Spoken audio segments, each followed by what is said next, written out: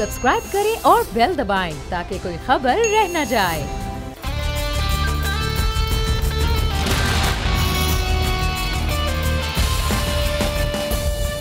अस्सलामुअलैकुम। The special report with Mudassar Iqbal के साथ हाजिर खिदमत है। नाज़रीन, पाकिस्तान में एक ऐसा भारत का दहशतगर्द मौजूद है जिसे पाकिस्तानी अफवाज ने पकड़ा। वो बलोचिस्तान में, पाकिस्तान के मुख्तलिफ शहरों में, कराची तक की तकरीब कारियों में मास्टरमाइंड की हैसियत से मौजूद है।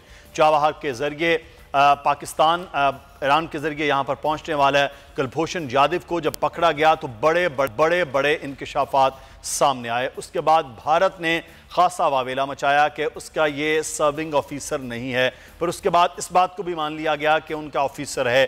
फिर पाकिस्तान ने इस तमाम तर अमल को कानूनी और आइनी तरीके से डील करते हुए जब भारत इसको लेकर ICJ में गया और ICJ के अहकामात को मद्देनजर रखते हुए कौंसलर रसाई दी गई। पहली बार, फिर गुज़श्ता रोज़ दूसरी बार जब खुद भारतीय सफारतकार आए, लेकिन उसके बावजूद भी कुलभूषण जाधव से जब उनकी मुलाकात हुई तो बकौल वज़ीर ख़ारजा शाह महमूद कुरैशी, जिन्होंने गुज़श्ता रोज़ भी बोल न्यूज़ से गुफ्तगू करते हुए कहा कि वो बात करना चाह रहा था कुलभूषण जाधव, लेकिन खुद सफारतकार उनसे बात नहीं कर रहे थे। और फिर भी पाकिस्तान बार भी पेशकश कर दी है कौंसलर रसाई से मुतालिक भारत को। ये तमाम तर मामलात के हवाले से हम बात करेंगे। हमारे साथ इस वक्त ब्यूरो हेड इस्लामाबाद मौजूद हैं गुलाम मुर्तज़ा। गुलाम मुर्तज़ा, बहुत शुक्रिया आपके वक्त का। इस वक्त एक चीज़ जो है वो बड़ी देखी जा रही है गुलाम मुर्तज़ा कि पाकिस्तान आइनी तौर पर और इंटरनेशनल जो कवानीन हैं, ICJ के ने जो अहकामात उस वक्त दिए पाकिस्तान को, उस पर भरपूर तरीके से अमल कर रहा है। लेकिन भारत की हठधर्मी पहले भी थी, अपने एक दहशतगर्द के हवाले से डिनाई, अपने ऑफिसर के हवाले से डिनाई करना, फिर उसके बाद पहली मुलाकात भी पाकिस्तान ने इंसानी हमदर्दी के हवाले से की, फिर कौंसलर रसाई का मामला था, अब दूसरी बार फिर से पेशकश हो रही है। ये भारत क्या चाह रहा है? बिल्कुल एक शिकंजे में कसने के और बिल्कुल शिकंजे में फंसने के बाद पाकिस्तान पर ही इल्ज़ामात लगा रहा है। इससे आगे हो क्या रहा है? बिस्मिल्लाहिर्रहमानिर्रहीम। बहुत शुक्रिया मुदस्सर। जहाँ पे कुलभूषण जाधव की बात होती है तो फौरी तौर पे हमें वो दहशतगर्दी याद आती है जो पाकिस्तान के मुख्तलिफ शहरों में की गई, और पाकिस्तानियों की उससे कोई ऐसी इंसानी हमदर्दी नहीं है। लेकिन पाकिस्तानी हुकूमत क्योंकि अपनी ट्रीटीज़ के ज़रिए से इंटरनेशनल कवानीन को मानती है और उनको बाइंडिंग है हमारे ऊपर, तो हम जो भी इंटरनेशनल कोर्ट ऑफ लॉ का जो फैसला है उसके मुताबिक जो अमल दरामद भी है उसके ऊपर हम करने की भरपूर कोशिश करते हैं। गुज़िश्ता रोज़ भी दूसरी कौंसलर रसाई थी, 2 अफराद फ़ौरन वापस आए, उनको उस मुकाम तक ले जाया गया जहाँ पे कुलभूषण जाधव मौजूद थे, और फिर उन्होंने वहाँ जाके कहा कि हम इस शीशे की जो दीवार है इसके सामने इसको हटा दिया जाए तो हम बात करेंगे। तो हमारी गवर्नमेंट ने उसको भी फौरी तौर पे उसके ऊपर अमल दरामद किया और वो शीशा दरमियान से हटा दिया गया। अब ना तो कोई रिकॉर्डिंग हो रही थी, वॉइस रिकॉर्डिंग भी नहीं हो रही थी, वीडियो रिकॉर्डिंग भी नहीं थी, ना कैमरे थे वहाँ पे। तो अब उनको कहा गया कि आप बात कर लें, उसके बावजूद उन्होंने बात नहीं की। उसके बाद जब वो जाने लगे वापस तो कुलभूषण खुद पुकारता रहा कि मेरी बात सुने, मैं बात करना चाहता हूँ, मेरी बात सुनिए, आ जाएँ, मैंने बात करनी है। लेकिन उनकी जानिब से कोई तवज्जो नहीं दी गई। और गुज़श्ता रात एक दफ़ा फिर ये रिक्वेस्ट की गई कि अब भारत फिर कौंसलर रसाई चाहता है। बुनियादी मकसद इसमें ये नज़र आता है परामर्शाई कि इस वक्त भारत की दुर्गत बन रही है थ्रू आउट वर्ल्ड। अगर हम ये देखें तो चाइना सी पैक जो है वो उसके जो वसत है वो चली गई है ईरान तक, और ईरान में जितने मंसूबे थे, रेल का मंसूबा था या चाबहार का मंसूबा था, दीगर जो मंसूबे थे, वो तमाम भारत के वहाँ से पिट गए हैं और वहाँ से उनको चाइना की वजह से हजीमत का सामना हुआ और वो भाग निकले वहाँ से। एक तरफ ये ईरान में सूरत हाल है और दूसरी तरफ चाइना में आप जानते हैं कि इस वक्त तक चाइना की फोर्सेस जहाँ पे खड़ी हैं वो उधर ही खड़ी हैं, और उन्होंने भारतीय फ़ौज को ललकार के कहा है कि हम इधर खड़े हैं, आपने जो करना है वो कर ले।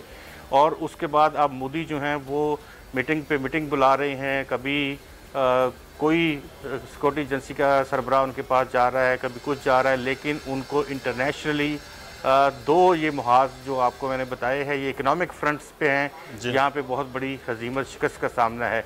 दूसरी बड़ी अहम जो डेवलपमेंट इस जगह पे हो रही है वो आप जानते हैं कि कश्मीरियों पर जुल्म सितम की इंतहा की गई है और कश्मीरियों पर ये 70 साला मुजालम की नई दास्तान इस गुज़िश्ता एक साल में रकम की गई है, जहाँ 346 दिन हो गए हैं वहाँ पे कर्फ्यू नाफिज है, ना बच्चों के लिए तालीम है, ना बच्चों के लिए दूध है, ना यूनिवर्सिटियाँ खुली हैं, ना कारोबार खुले हैं, ना मसाजिद में जा सकते हैं लोग, ना कुछ और कर सकते हैं।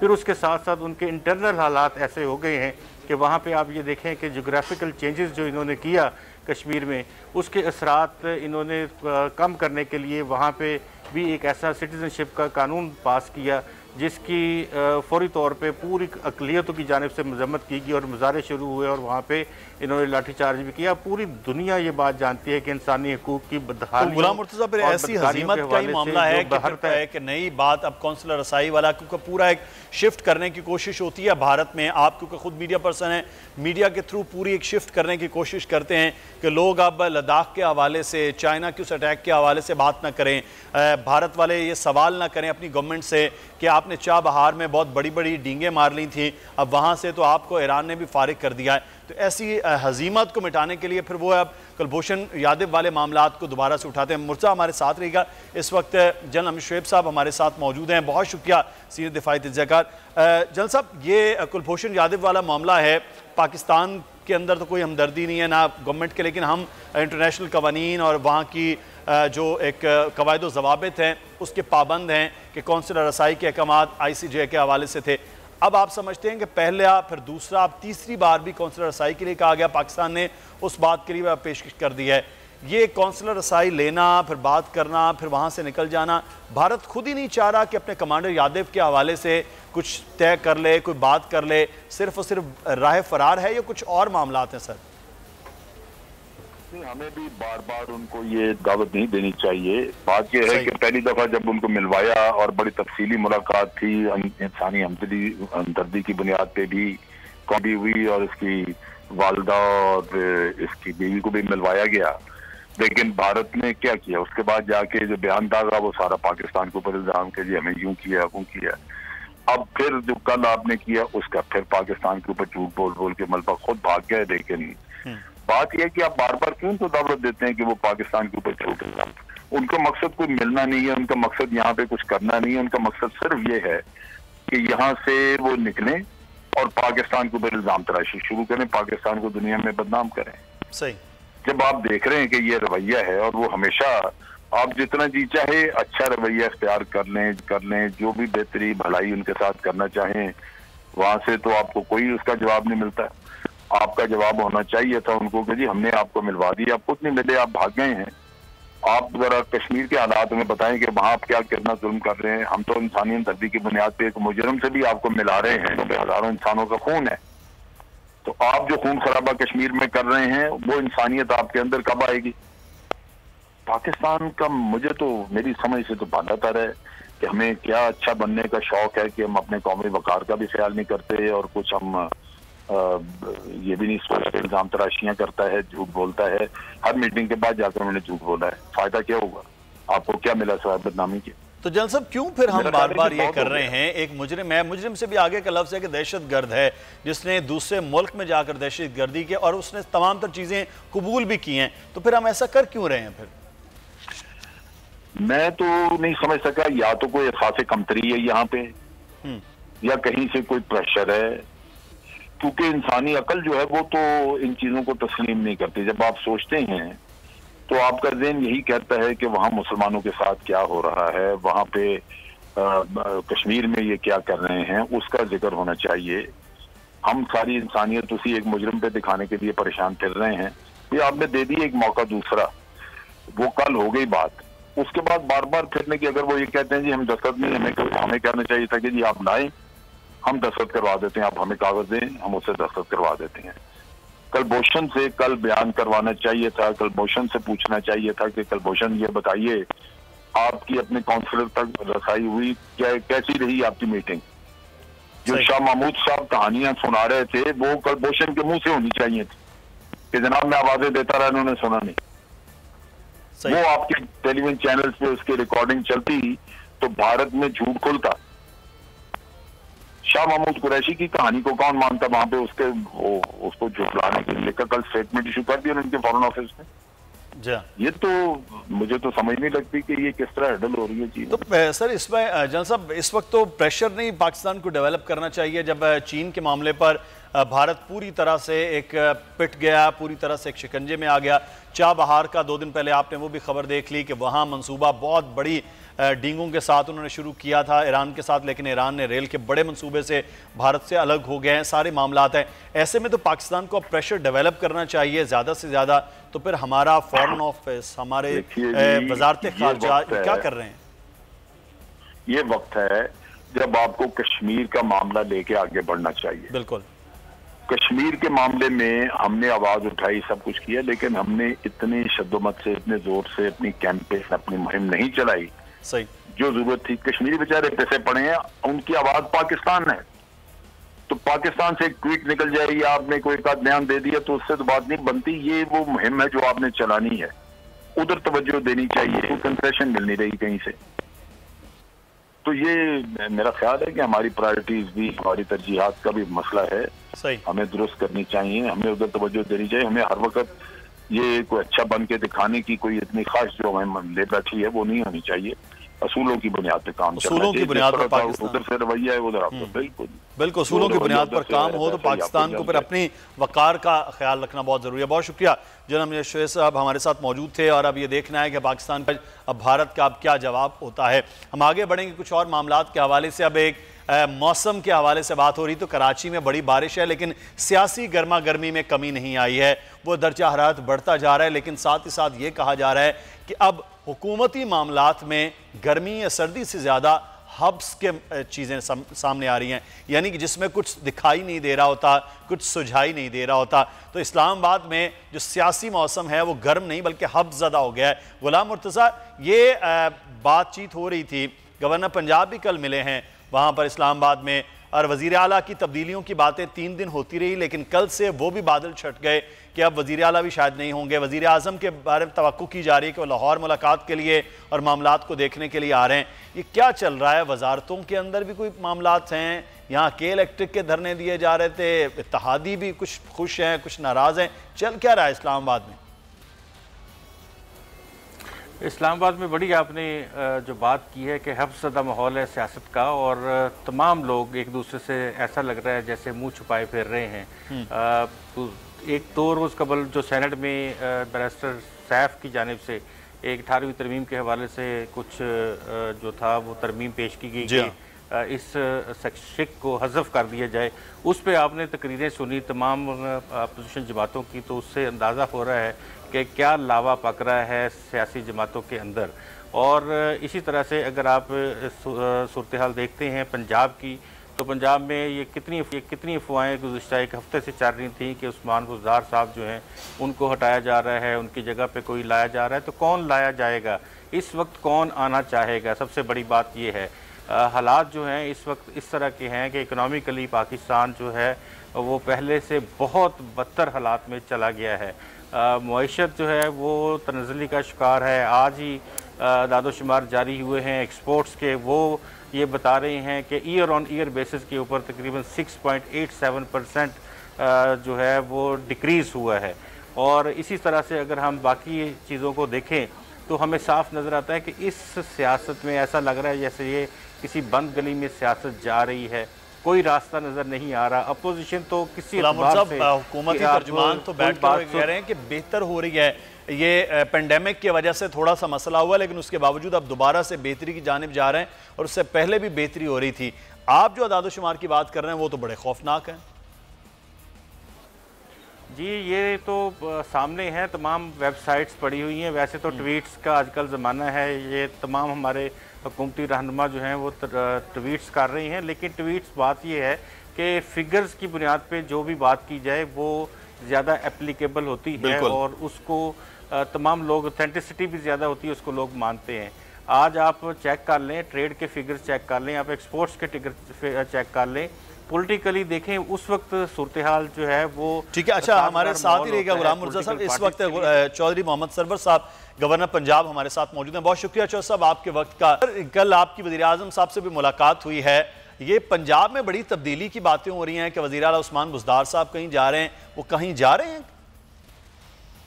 पहली बात तो ये है कि जो हमारी प्राइम मिनिस्टर साहब के साथ मीटिंग हुई थी उसमें हमने पाक एड की तरफ से, जो कि यूके में हमारे दोस्तों ने, भाइयों ने जो डैम फंड के लिए पैसे जमा किए थे, उनकी पहली इंस्टॉलमेंट जो है वो पाक एड के जरिए जो है वो डैम फंड में जमा कराने के लिए 36 मिलियन रुपीस जो हैं वो प्राइम मिनिस्टर के डैम फंड, जस्टिस का डैम फंड था, उसमें दिए हैं। अच्छा। और हम अप्रिशिएट करना चाहते हैं वहाँ पर इमाम कासिम साहब को, और अनिल मसरत साहब हमारे जो हैं वो एंटरप्रेन्योर भी हैं, फिलैंथ्रोपिस्ट भी हैं, और माशाल्लाह हमेशा वो चार्टी के कामों में बढ़ चढ़ कर हिस्सा लेते हैं।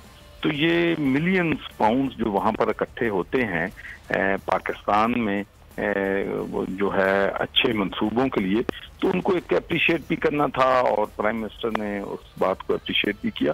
तो जहाँ तक चीफ मिनिस्टर की तब्दीली का, तो मेरे ख्याल में हर महीने 2 महीने के बाद अफवाहें जो हैं वो गर्दिश में होती हैं, लेकिन मेरे अपने ख्याल के मुताबिक प्राइम मिनिस्टर इमरान खान का जो पूरा एतमाद जो है वो चीफ मिनिस्टर साहब को हासिल है। जो हमारे पंजाब में हैं उनका एतमाद भी उनको हासिल है, जो हमारी पंजाब प्रोविंशियल असेंबली के मेंबर हैं तो उनका भी एतमाद हासिल है। तो जब तक इनमें से कोई किसी का एतमाद ना रहे, कोई ऐसी बात हो, फिर तो समझ आती है तब्दीली की। तो इस वक्त मैं समझता हूँ कि ये जो सब अफवाहें हैं इनमें कोई किसी किस्म की भी हकीकत जो है वो नहीं है। अच्छा गवर्नर साहब, एक तो मामलात आपने डैम के हवाले से, एड बहुत बड़ी एड है जो आ गई है यूके से, दूसरा वज़ीर आला के हवाले से, लेकिन तीसरा एक मामला है सर, वो है पेंडेमिक से पहले भी और अब जो कोविड-19 के दौर में ये महंगाई का बड़ा जोर हुआ है। पंजाब सबसे बड़ा सूबा है, यहाँ पर ज़रूरी मामलात भी सबसे ज़्यादा हैं। अब यहाँ पर आटे के बहरान की बात हो रही है, गंदम और आटे की कीमतों के हवाले से, चीनी बहुत महंगी है। महंगाई के जोर को आपकी हुकूमत क्यों नहीं पकड़ पा रही है? देखिए, ये बात बिल्कुल आपकी दुरुस्त है कि ये हमारे लिए चैलेंजेस हैं, क्योंकि जो गरीब आवाम है उनका जो इंटरेस्ट है वो इसमें है कि उनको चीनी सस्ती मिले, उनको आटा सस्ता मिले, उनको घी सस्ता मिले, कि जो बेसिक नीड्स हैं उनकी डेली। और आपको ये भी मालूम है कि कोविड-19 की वजह से बहुत से हमारे भाई दोस्त जो हैं उनके कारोबार भी इफेक्ट हुए हैं, और ख़ासकर जो छोटे छोटे बेचारे दुकानदार हैं, रेडी वाला है, सब्जी बेचने वाला है, पान फरोश है, या जो भी छोटे छोटे दवाखाने हैं, ये छोटी छोटी बिजनेसेस बहुत अफेक्ट हुए हैं। और सबसे ज़्यादा महंगाई जो है इन लोगों को अफेक्ट जो है असरअंदाज जो है होती है।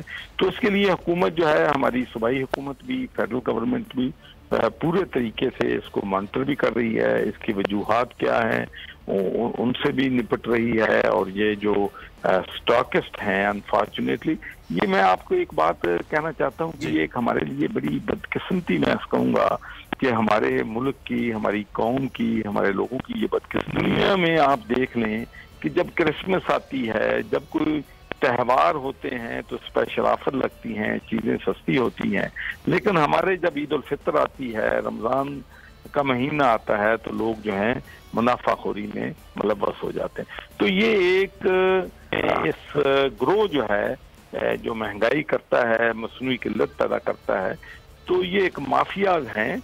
इनसे इंशाल्लाह गवर्नर साहब, इन माफियाज के खिलाफ कार्रवाई, क्योंकि चीनी के माफिया के हवाले से जब बात होती है तो कहते हैं वो तो हुकूमत के जमात के बड़े बड़े लोग हैं, खान साहब के इर्द गिर्द होते हैं। क्या उन लोगों के खिलाफ भी कार्रवाइयाँ होंगी अगर ये तमाम तर चीजें सामने आ जाती हैं? पहली बात जी, ख्याल में ये कहना कि खान साहब के दोस्त हैं या खान साहब की पार्टी के हैं, तो मुझे एक प्राइम मिनिस्टर बता दें पिछले 72 सालों में जिन्होंने जो चीनी का बहरान हुआ है उसकी इंडिपेंडेंट इंक्वायरी कराई है, फॉरेंसिक कराया है, फिर उनके खिलाफ एक्शन लेने का ऑर्डर किया है कि चाहे उनका तल्लुक किसी भी जमात से है, सबको बराबरी की बुनियाद जो है वो डील किया जाएगा, क्योंकि वो दिन चले गए जब बड़े के लिए एक कानून, छोटे के लिए, ताकतवर के लिए और कमजोर के लिए और अमीर के लिए और गरीब के लिए और। तो हमारी कोशिश है, और अब आपको मालूम है कि अभी सुप्रीम कोर्ट ने हमें अदालतों में केस जो है वो चला गया, फिर मुश्किलात पैदा हो जाती हैं हुकूमत के लिए। अब सुप्रीम कोर्ट ने इजाजत दे दी है कि जिस तरीके से भी हम परस्यू करना चाहे, हमारी गवर्नमेंट इस क्राइसिस के जो जिम्मेदार हैं उनको परस्यू कर सकती है। तो आप देखेंगे कि इंशाल्लाह इसके रिजल्ट जो हैं वो आएंगे और इसके अच्छे असरात जो हैं हमारे मुल्क पे और हमारी इकॉनमी पे हों। अच्छा गवर्नर साहब, एक सवाल आखिर में मैं आपसे, क्योंकि आप बार बार ये जिक्र करते हैं अपने इंटरव्यूज में, गुफ्तगू में, कि ब्यूरोक्रेसी आपके लिए, सुर्ख फीता आपके लिए बड़ा मुश्किल है, हुकूमत के लिए भी जो आप काम कर रहे हैं पानी के हवाले से उसके लिए भी। तो क्या उसकी अंडरस्टैंडिंग गवर्नमेंट के साथ हुई है, या अभी भी रुकावट सबसे बड़ी आप लोगों के लिए सुर्ख फीता या ब्यूरोक्रेसी है? देखिए, जो ब्यूरोक्रेसी के इश्यूज हैं कोई हमारी हुकूमत के नहीं है। मेरे ख्याल में पिछली हुकूमतों में भी ब्यूरोक्रेसी का एक जो इशू है सबसे बड़ा ये है कि स्टेटस को है।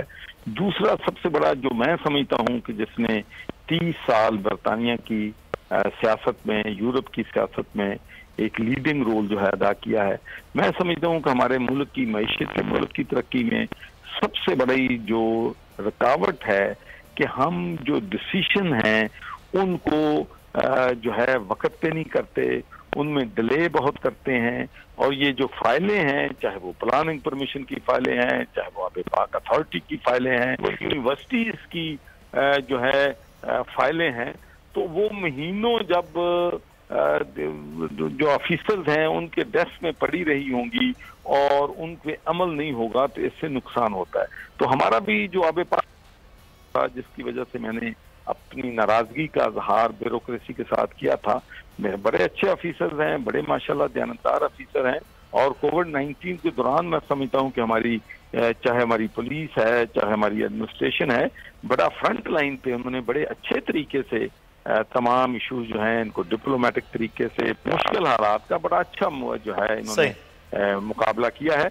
लेकिन एक चीज है जो मैं समझता हूं कि इसका एक ही इलाज है कि हमें कोई ना कोई पॉलिसी जो है होनी चाहिए कि कोई फाइल जो है, चाहे वो चीफ मिनिस्टर का ऑफिस है, चाहे वो प्राइम मिनिस्टर का ऑफिस है, चाहे वो गवर्नर का ऑफिस है, मैं उसमें अपने आप को भी शामिल करता हूँ कि जब तक हम इन फाइलों पे देखिए, अगर मेरे पास एक फाइल आती है तो उसके फैसले 3 हो सकते हैं ना। एक हो सकता है कि मैं उस फाइल को अप्रूव कर लूं, दूसरा ये हो सकता है कि उसमें मैं रिजेक्ट कर दूं, तीसरा ये हो सकता है कि उसमें कोई अमेंडमेंट तो गुंजाइश है, वो करने के बाद वो फाइल जो है दस्तखत कर दूं। लेकिन उसका महीनों मेरे डेस्क में अगर पड़ी रहेगी गवर्नर के, तो जाहिर है कि तो फिर तो आवाम के लिए भी जो काम कर रहे हैं, जो लोग कर रहे हैं, वो भी वहीं पर रुक जाएंगे। ये बड़ा बहरहाल जरूरी है। बहुत शुक्रिया चौहर साहब हमारे साथ मौजूद थे, गवर्नर पंजाब। और यहाँ पर हमें एक ब्रेक लेना, ब्रेक के बाद वापस आएंगे, फिर मजीद मौज़ूआत पर बात करते हैं।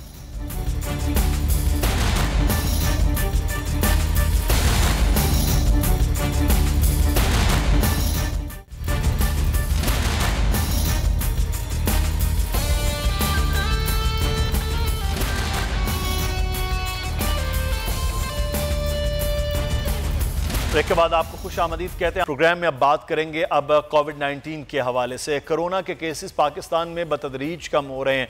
2 वजूहात बताई जा रही हैं कि टेस्ट कम है, लेकिन जहां टेस्ट भी किए गए, आज इस्लामाबाद में डिप्टी कमिश्नर ने जो रिपोर्ट दी है कि उन्होंने कहा कि टेस्ट करने में भी जो मुस्बत रिपोर्ट है 1.8 है, यानी कि 1.8% सिर्फ मरीज सामने आ रहे हैं जो मुस्बत केसेस हैं। ये एक बड़ी हौसला अफजा खबर है कि पाकिस्तान में अब इन केसेस की तादाद कम हो रही है। 2 वजूहात बताई जाती हैं कि एक तो लोगों में अब इस तमाम तर अमल के साथ साथ अपनी हिफाजत, अपनी केयर करना भी शुरू कर दिया। जो SOPs हैं उन पर अमल भी किया जा रहा है, जिसकी वजह से यह पैंडेमिक कदरे कम फैल रहा है।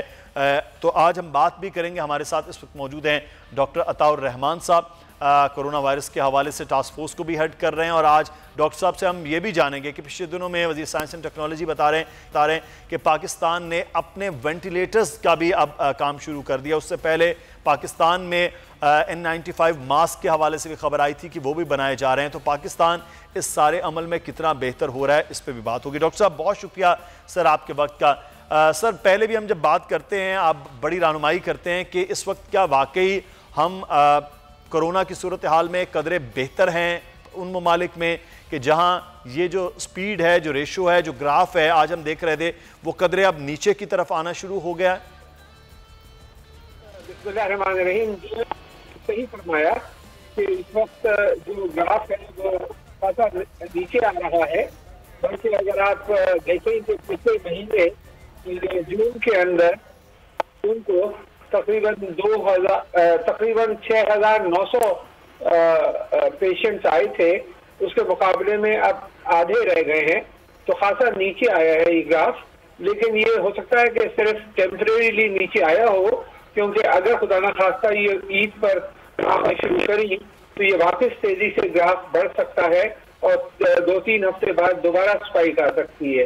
तो जो पूरा जो सिलसिला रहा है, इसमें हुकूमत की हिकमत अमली निहायत कामयाब रही है। हॉटस्पॉट्स जो उन्होंने सील किए हैं, आइडेंटिफाई कर कि कहाँ पे हैं, 1,000-1,200 ऐसे इलाके हर शहर के अंदर इलाके हैं, उनको देखा गया, उनको सील किया गया और पूरे मुल्क को बंद करने के बजाय।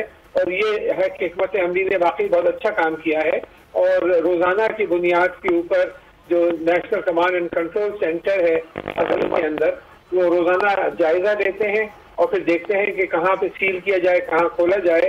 तो ये हम बिल्कुल सही डायरेक्शन में जा रहे हैं। और मैं शुरू से यही कह रहा था, बहुत से आपके मेडिकल डॉक्टर्स जो हैं वो एडवाइज ये कर रहे थे कि पूरे मुल्क को बंद कर दो, कर्फ्यू लगा दो, जो कि नामुमकिन था, वो आपको कर नहीं सकते थे ये गरीब मुल्क जैसे पाकिस्तान। लेकिन ये बिल्कुल सही हुआ है जो स्ट्रैटेजी अडॉप्ट की है, उसका नतीजा अल्हम्दुलिल्लाह आपके सामने अब आना शुरू हो गया है। अच्छा, आज वज़ीर आज़म पाकिस्तान इमरान खान की जानिब से भी ट्वीट आया, उसमें एक तो उन्होंने ईद उल अज़हा के हवाले से लोगों से गुजारिश की कि उसको सादगी से मनाया जाए। फिर उन्होंने कहा कि स्मार्ट लॉकडाउन के असरात सामने आए हैं, इंतज़ामिया व SOPs पर अमल दरामद भी करवाए। आज वज़ीर आज़म पाकिस्तान की एक तवील थी और उन्होंने कहा कि पाकिस्तान खुशकिस्मत ममालिक में जहाँ पर कोरोना के केसेस अब कम होने लगे हैं, उस तरह से रेशो नज़र नहीं आ रहा है। लॉकडाउन ये हुआ, पूरा जो कमांड कंट्रोल सेंटर था उसकी बड़ी ज़बरदस्त कामयाबी है। सलाम पेश करते हैं तमाम सूबाई हुकूमतों को, तमाम पैरामेडिकल स्टाफ, डॉक्टर्स, पुलिस, जितने भी लोग शामिल थे। आज यकीनी तौर पर बड़ी खुशी की बात है कि तमाम तर चीज़ें बेहतर हो रही हैं। लेकिन डॉक्टर साहब, सवाल यह है कि पिछले दिनों में ये चीज़ सामने आई कि पाकिस्तान जो वेंटिलेटर्स इंपोर्ट करता है, अब वो वेंटिलेटर्स बनाने की पोजीशन में अब आ गया है। क्या हम वाकई अब वेंटिलेटर्स भी बना रहे हैं? पाकिस्तान तो ऐसा मुल्क है जिन्होंने अपनी मिसाइल टेक्नोलॉजी बना ली है, तो क्या वेंटिलेटर मुश्किल थे जो आज तक हम नहीं बना पाए और अब वाकई इसमें कामयाब हो गए? जी हाँ, जो अभी हाल में इफ्तिताह किया था प्राइम मिनिस्टर ने, वो वेंटिलेटर अब हम लोकल मैन्युफैक्चर कर रहे हैं। ये टर्किश से यहाँ तक मुझे हुआ है, ताबू हुआ है, और ये असेंबल कर रहे हैं। बेसिक मैन्युफैक्चर के लिए हमने टास्क फोर्स ने एडवर्टाइज किया था, 50 डिजाइन आए थे, जिसमें फाइनली 3 जो है वो पाकिस्तान इंजीनियरिंग काउंसिल के मशवरे से शॉर्टलिस्ट हुए थे और उसके प्रोटोटाइप जो है अब अंडर ट्रायल में है। और जैसे ही ड्रैप से अप्रूवल मिलता है तो हम पाकिस्तान के अंदर कम्प्लीटली बेसिक मैन्युफैक्चर भी इनका शुरू हो जाएगा। जो टर्किश पार्ट्स जो हैं उनको असेंबल करके हम पाकिस्तान में बनाकर एक्सपोर्ट करने जा रहे हैं। लेकिन जो इंडिजिनस मैन्युफैक्चर है, अंदरूनी मैन्युफैक्चर है, वो भी इंशाल्लाह जल्द शुरू हो जाएगा। और खास तौर पर मैं आपको बताना चाहूंगा कि वैक्सीन जो है, ये बहुत बड़ी डेवलपमेंट हुई है कि वैक्सीन के ऊपर पाकिस्तान का एक एग्रीमेंट साइन हो गया है चाइना के साथ। कराची यूनिवर्सिटी का international centre for chemical and biological sciences का एग्रीमेंट हुआ है, जहाँ 120 बेड का रिसर्च हॉस्पिटल है। अच्छा। और ये वैक्सीन के ऊपर भी क्लिनिकल ट्रायल इंशाल्लाह सब शुरू हो जाएंगे जैसे ही ड्राफ्ट का अप्रूवल मिलता है। अच्छा डॉक्टर साहब, ये वैक्सीन के हवाले से बड़े इंपॉर्टेंट कुछ दिनों से खबर चल रही है, यहाँ पर हमें ब्रेक लेना है। ब्रेक के बाद वापस आएंगे, डॉक्टर अताउर रहमान साहब से वैक्सीन के हवाले से बात करेंगे कि क्या वाकई अब वहाँ तक पहुँचते हुए करीब हैं। जो बताया जा रहा था कि 2 से 3 साल में वैक्सीन बनेगी, क्या वाकई इस साल कोई अच्छी खबर सामने आएगी? ब्रेक के बाद बात होगी।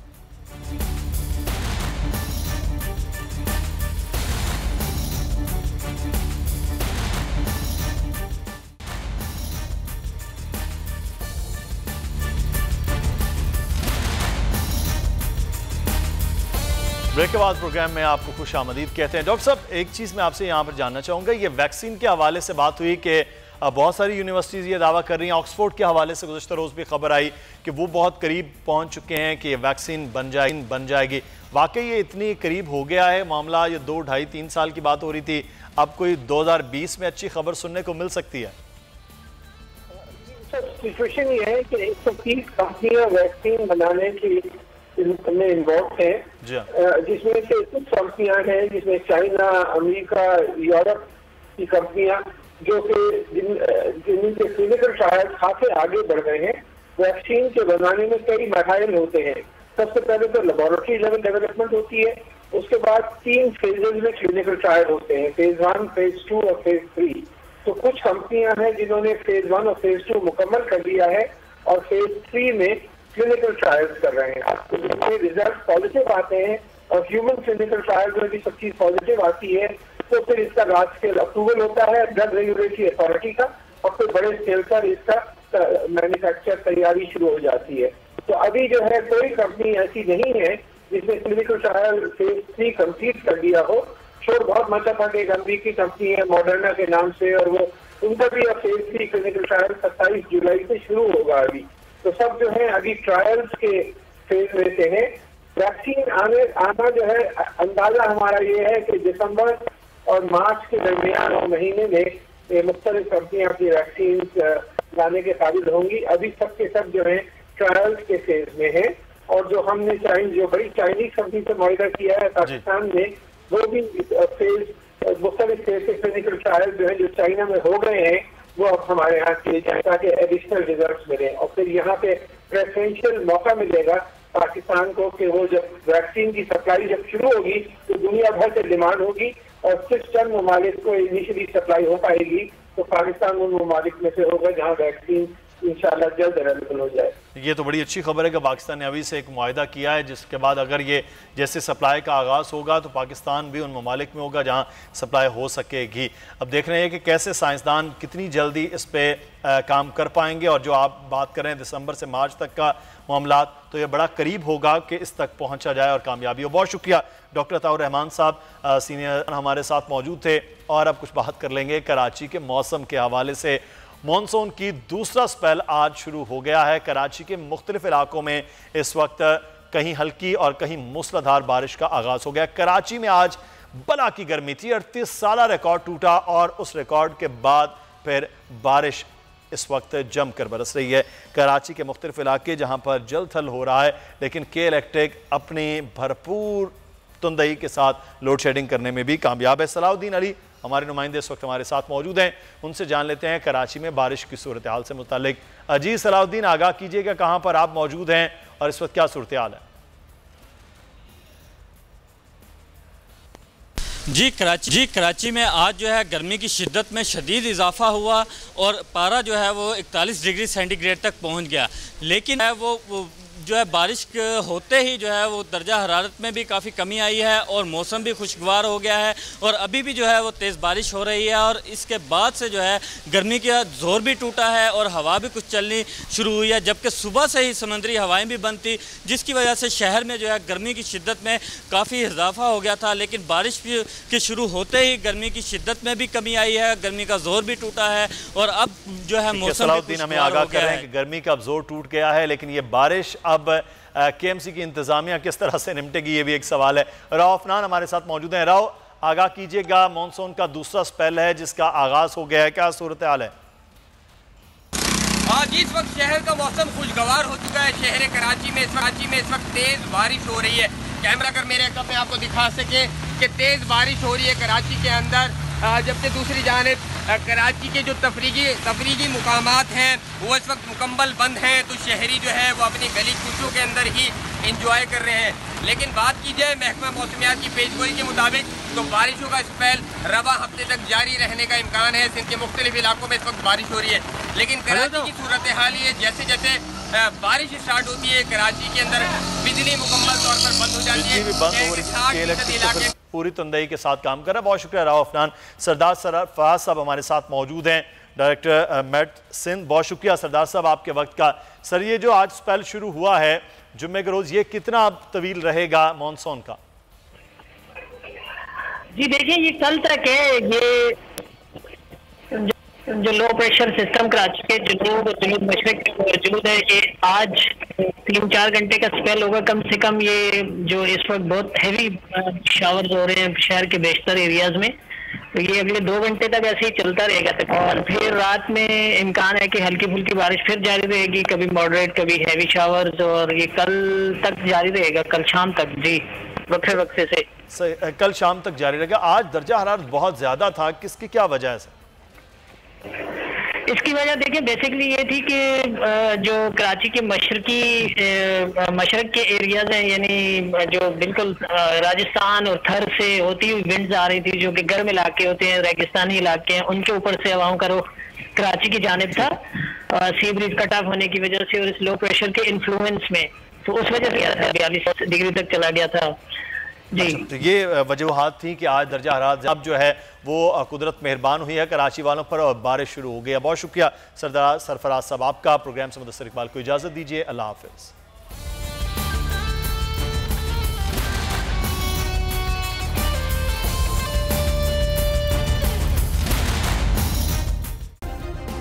सब्सक्राइब करें और बेल दबाएं ताकि कोई खबर रह न जाए।